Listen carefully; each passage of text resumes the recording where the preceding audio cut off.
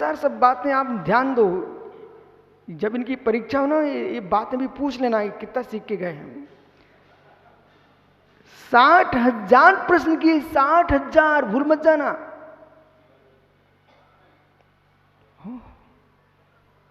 प्रश्नोत्तर सेवकाचार, प्रश्नोत्तर माला, हमारे यहां कितने ग्रंथ ऐसे हैं जो प्रश्नात्मक ही हैं।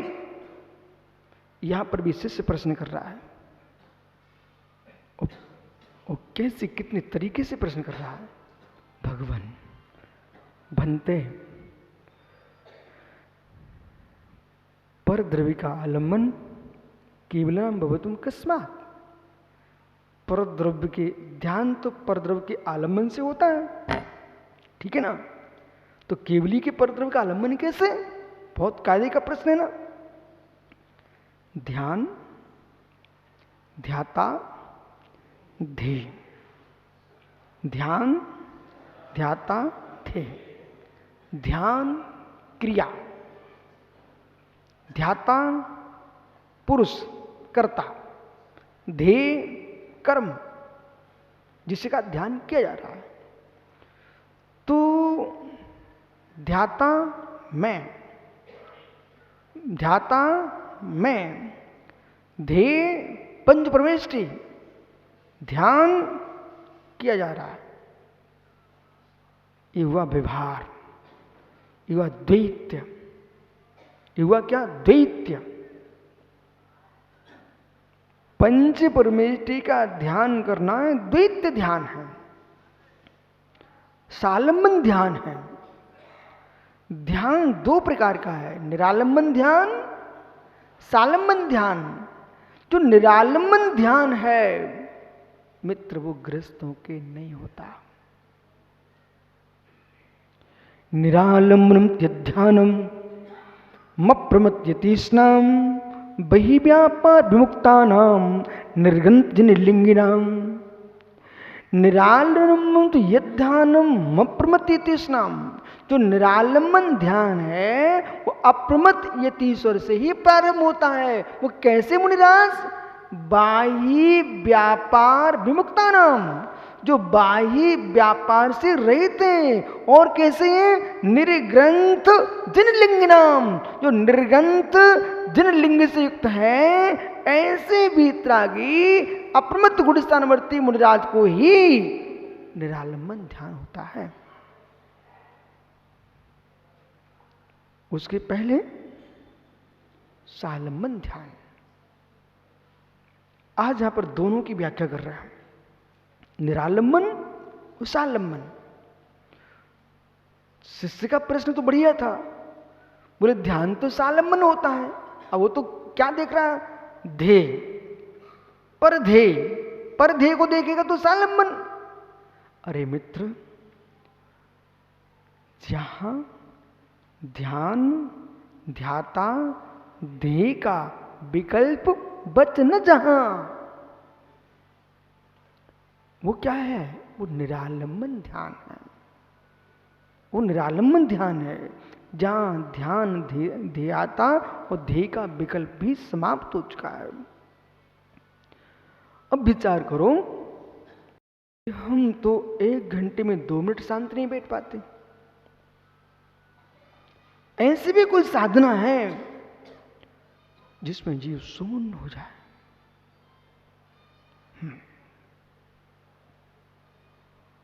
शून्य हो जाए। अनुभव करो, सभा का भेदन करो बेटा, सभा का भेदन करो ज्ञानी। ये सुनिश्चित मानिए वातावरण का प्रभाव पड़ता है। सभा में शांति है, सभा में शांति है, इस शांति के प्रभाव से तुम्हारे चित्त में भी शांति है।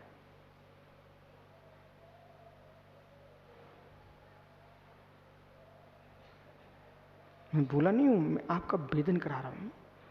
ये अनुभव करो, जब शांत श्रावकों के मध्य में तुम्हें शांति आ रही है, बेटा शांत इन योगियों के बीच में बैठोगे तो क्या शांति आए। जो श्रावक सामायिक कर लेता है उसे साधु का वेदन होता है। जो साधु सामायिक कर लेता है उसे अरहंतों सिद्धों का वेदन होता है।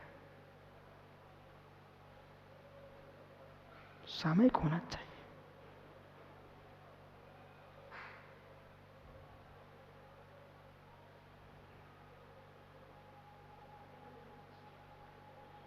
हाँ हाँ, मैं जान के ऐसा कर रहा हूं। जान क्यों?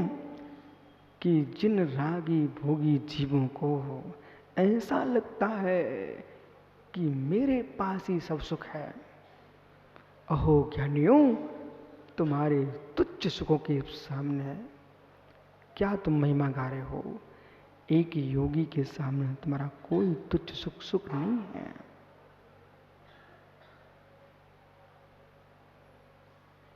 कुछ नहीं। जिस सुख के बाद पश्चाताप हो, जिस सुख के बाद संक्लिष्टता हो, चेहरा फीका पड़े, वो सुख किस बात का? जो सुख चमक लाए, आनंद दे, वो सुख सुख है।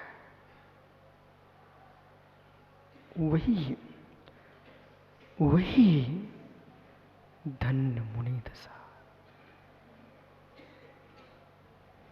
धन्य मुनि दशा, धन्य मुनि दशा। धन्नाते भगवंता, ये धरती के देवता दिगंबर मुनि धन्य है। क्यों धन्य है? इसलिए धन्य है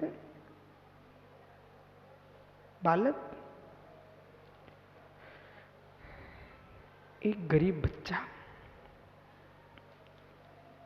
बच्चा एक बहुत अच्छे धर्मात्मा सेठ के द्वारे पहुंचा। सेठ जी ने देखा बालक धर्मात्मा है, पर्युषण पर्व चल रहा है। उन्होंने उसको बुला करके, बेटा तुम बाजार का मत खाना, मेरे यहाँ भोजन कर लेना। सच्चा धर्मात्मा धनपति कोई है, उसे ऐसा ही होना चाहिए। देश में, नगर में, राज्य में, राजधानियों में यदि कोई बच्चे पढ़ने गए हैं और पर्युषण में विचारों को शुद्ध भोजन कहीं नहीं मिल रहा है, सच्चे तुम जैनी देश में बैठे हो, उन बच्चों की एकासन की व्यवस्था कर देना।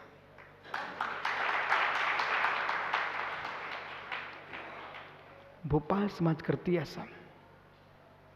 जितने छात्र पढ़ने जाते भोपाल में, पर्युषण में सबके भोजन की व्यवस्था करते।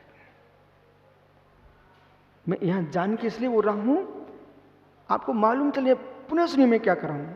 वो सेठ ने मनोज आसाम बच्चे से कहा, बेटा मेरा अहोभाग्य होगा ये तुम मेरे घर में आज शुद्ध भोजन कर लोगे। बच्चा स्वीकार कर लेता है, उस सेठ जी के यहां भोजन करने जाता है। सेठ धर्मात्मा था, उसने ये नहीं समझा गरीब का बच्चा आया है। उसने ये देखा एक श्रावक आया, महावीर का भक्त आया, देश जिन आया है।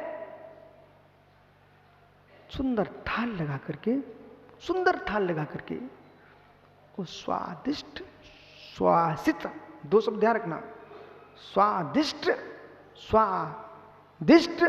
सुवासित, लोचन रसना, दोनों को सुंदर लगना चाहिए। अब तुमने ऐसी थाली परोस कर रख दी गांधी कि बेचारा ताजा गोबर तो सुंदर दिख रहा था, रोटी का चेहरा गोबर से बेकार दिख रहा था, कितनी स्वादिष्ट, लेकिन लोचन को ये अच्छी नहीं लग रही, रसना को क्या अच्छी लगेगी? जो लोचन को भी अच्छी लगे और रसना को भी अच्छी लगे। अभी तुम्हारी यशोधर कहने लगा, रंग क्यों देखती हो, रंग क्यों देखती हो? अरे रंग क्यों नहीं देखो, शास्त्र में लिखा है लोचन को भी अच्छा लगे, रसना को भी अच्छा लगे। अभी माता बनाना सीखे फिर जाकर के। अब सुनिए विष्णु सागर, लोचन और रसना दोनों को सुंदर लगना चाहिए। पहले रसना थोड़ी चखती है, पहले लोचन ही देखता ना। आई अभी मुख में पानी मत लाना, मेरा विषय दूसरा है। तो लोचन और रसना विषय गहरा है मित्र, समझिए। अब वो सेठ ने बेटा तुझे इतना सुंदर भोजन परोसा जो लोचन को भी अच्छा लग रहा था और रसना को भी अच्छा लग रहा था। अब सुन बेटा, एक गरीब का पुत्र जिस बेचारे को कभी बाजरे की रोटी खाने को मिलती, कभी ज्वार की भाकरी मिलती, कभी लपटा मिलता, आज सेठ जी ने उसको बाटी चूरमा सुंदर सुंदर पकवान खिलाए। अब सुनिए ध्यान से, ये विषय यहीं समाप्त करता हूं। क्यों बोल रहे हैं? एक बालक गरीब जैसे भोजन को करता है तो उसको कमल काला भोजन का स्वाद तो लगा, सो ठीक लगा, पर उसको सेठ जी के पुण्य का स्वाद आने लगा। अब घूम रहे से तो पकड़े, मैं क्या बोल रहा हूं। उस बालक को सेठ जी ने जो लुचई परोसी, लुचई बुंदेलखंडी पुड़ी को कहते हैं, बहुत बुंदेलखंडी आए यहां पर, तो उनकी भाषा भी तो बोलना पड़ेगी ना। सुधीर बहुत लुचई परोसी, लेकिन उन पूरी चूरमा बाटी को देख करके उस बालक को उनका स्वाद तो ठीक है, राजू पांड्या बच्चे को सेठ जी के पुण्य का स्वाद दिखने लगा। और क्या सोचता बेटा, ओ हो, मैं एक दिन इस भोजन को देख करके उल्लिसित हो गया, उमंग आ गई, शरीर में नव उत्साह भर गया है। ये तो रोज खाता है, इसका भाग्य कितना बड़ा है। ये तो रोज यही चखते हैं, इनका भाग्य कैसा बेटा। सुनो मैं क्या बोल रहा हूं, अहो मैं तो आज 10 दिन के लिए आया हूं। जब इस उपदेश को सुनते सुनते, अध्यात्म तत्व को सुनते इतनी शांति, इतना आनंद, मैं तो सेठ के घर में एक दिन को आया है। ये मुनिराज मां सेठ ये रोज चखते हैं, इनका क्या भाग्य है।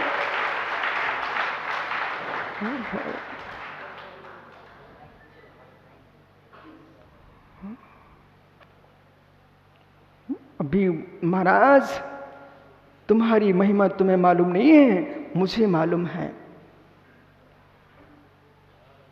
काला जी, यदि नगर में साधु पधार जाए ना, फिर दिन भर मंदिर में बीतता था, घर छोड़ो,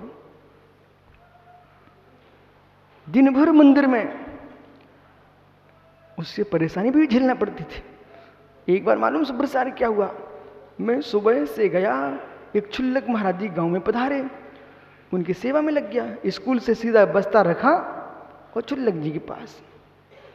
जब शाम का समय हो गया, अब घड़ी में देखा 5 बज गए, अब चलो भोजन के लिए चलते हैं। और जैसे मैं अंदर प्रवेश किए, वहाँ मीटिंग हो चुकी थी, इनको आने दो। जैसे मैंने सीढ़ी पर पैर रखा घर की, और पीछे से 2 भाई आए, उनने केस खींचना शुरू किया। केस बोलते रहे, आज ही केस रोज किए देता हूँ। बोले दिन भर थे कहाँ तुम? मैंने कहा इनसे क्या बोलूं, इनसे क्या बोलूं, बंदर को क्या मालूम,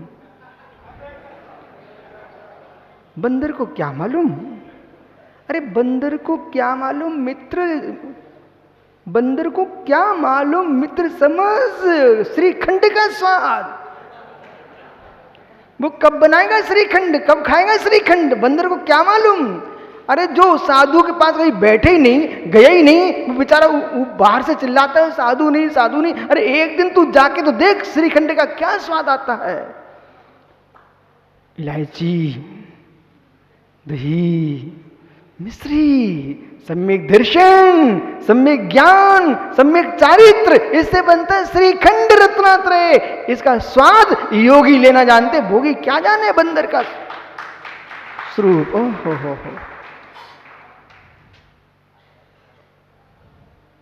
आ गया समझ में? ब्राजो मित्र, कम से कम उस बच्चे ने एक दिन तो स्वाद चखा सेठ जी के भोजन का। तो मालूम है आप लोग क्या सोच रहे थे? गुरु जी आज सेठ जी के भोजन की बात कर रहे हैं। हम तुम सेठ जी के भोजन की बात नहीं कर रहे, इन सेठों के भोजन की बात कर रहे हैं। वो अंजलि वाला भोजन मत समझ लेना, निकल तुम देखने पहुंच जाओ, अरे क्या लड्डू चूरमा चल रहा है यहां पर, उसकी बात नहीं कर रहा हूं। जब निज ब्रह्म में लीन होकर के ध्यान उस साध्य में लीन होते हैं, सामायिक में, उस आनंद की बात कर रहा हूं। विराजो। हाँ, निश्चय नय के बिना तो मोक्ष हो ही नहीं सकता, पर व्यवहार नय में जाए बिना निश्चय नय हो ही नहीं सकता।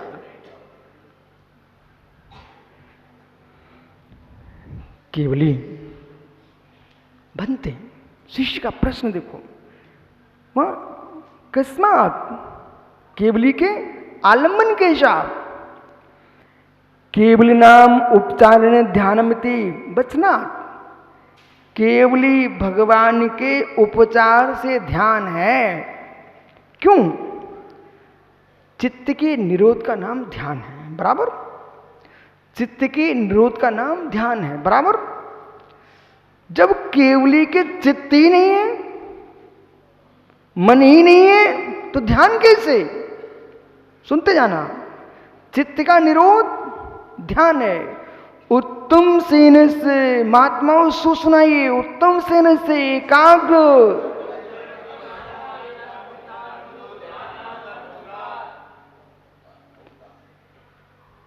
मालूम लोग तो 2-2 घंटे, 3-3 घंटे, 4-4 घंटे बैठे हुए हैं, कह रहे ध्यान लगा रहे हैं, गड्ढा खोद के बैठे हैं।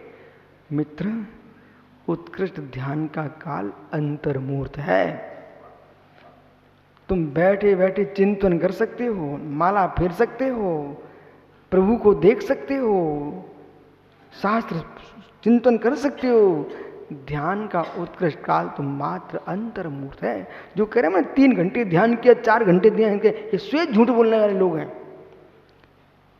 ध्यान का उत्कृष्ट काल कितना है? अंतर्मुहूर्त। वो भी अंतर्मुहूर्त किसके लिए? उत्तम सेनन वाला। जब 2, 3, 4 घंटे बैठोगे नरेंद्र भैया, तब 2 सेकंड को लग जाए ध्यान, ये मान के चलना कि बहुत बड़ी वस्तु। आपको मालूम कोई वैद्य बैठा यहां पर क्या?